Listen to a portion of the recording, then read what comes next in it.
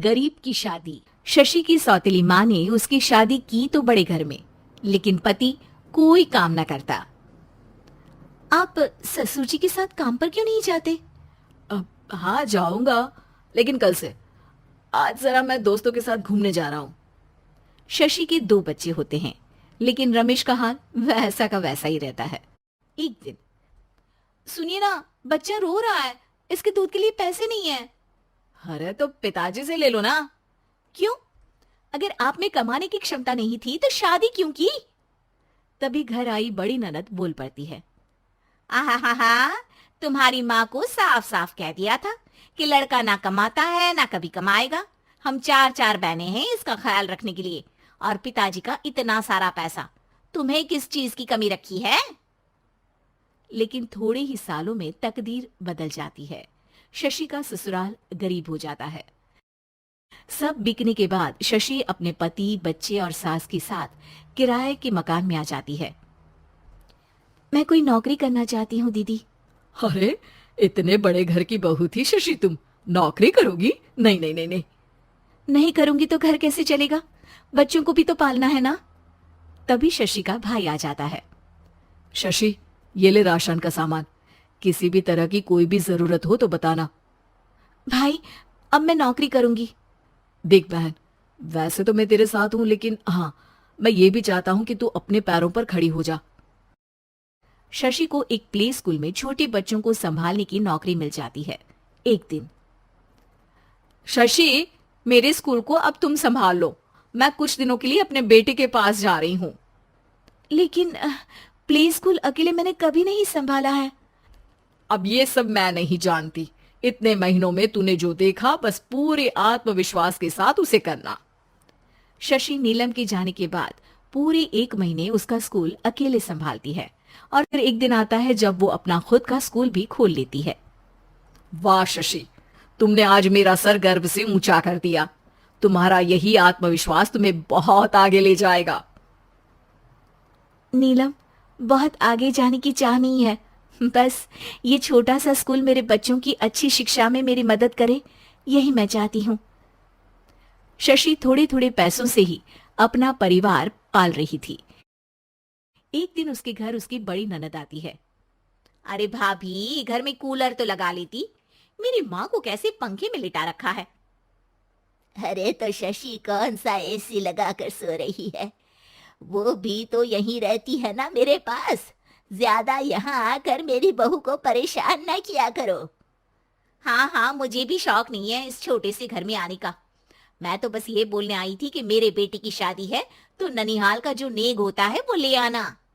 हाँ, जितना बनेगा कर देंगे, और ना हुआ ना तो वो भी नहीं करेंगे। तभी शशि बोल पड़ती है। अरे नहीं माँ जी, रीटा घर की बेटी है, उसके ससुराल वाले उससे शादी पर पूछेंगे कि मायके से क्या मिला। रीटा, तुम मुझे सामान की लिस्ट भेज देना, मैं पूरी कोशिश करूंगी कि तुम्हारी हर डिमांड को पूरा करें। अच्छा, मैं खाना लगाती हूँ। शशि ये बोलकर किचन में चली जाती है। धीरे धीरे कर शशि किसी न किसी तरह अपनी सारी ननदों की डिमांड भी पूरी करती, बच्चों की ख्वाहिशें भी, और उनकी पढ़ाई के लिए पैसे जोड़ती।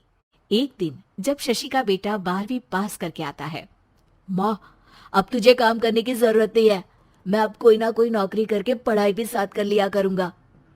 शशि को लगता है कि बेटा और आगे पढ़ाई करे, लेकिन वक्त की मार के कारण वो बेटे को काम के लिए हाँ कर देती है।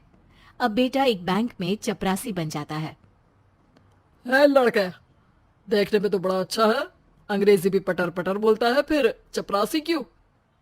लड़का सारी बात मैनेजर को बता देता है। अच्छा, तो मैं तुझे एक मौका देता हूँ, तू यहाँ रहकर दूसरे डिपार्टमेंट का भी काम सीख।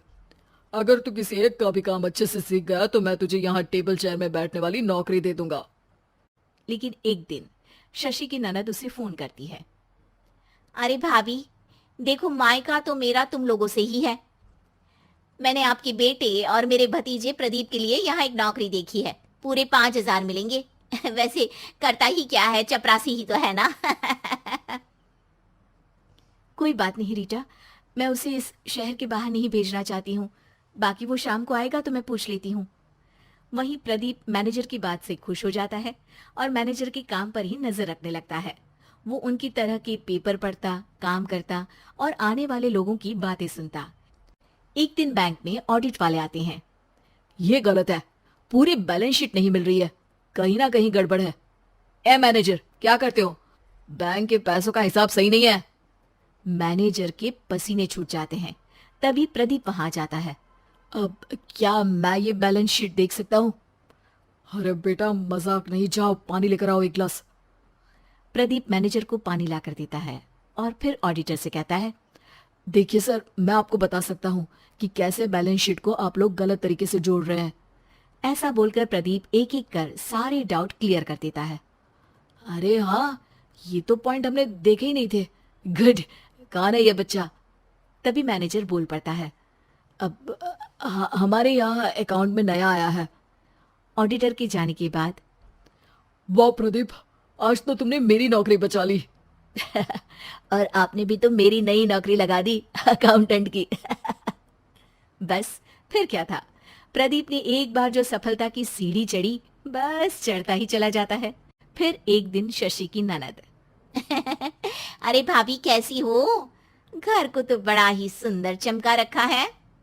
अरे बेटी, कैसे आना हुआ? तू तो इस छोटे से घर में आना भी नहीं चाहती थी। कोई खास काम है क्या?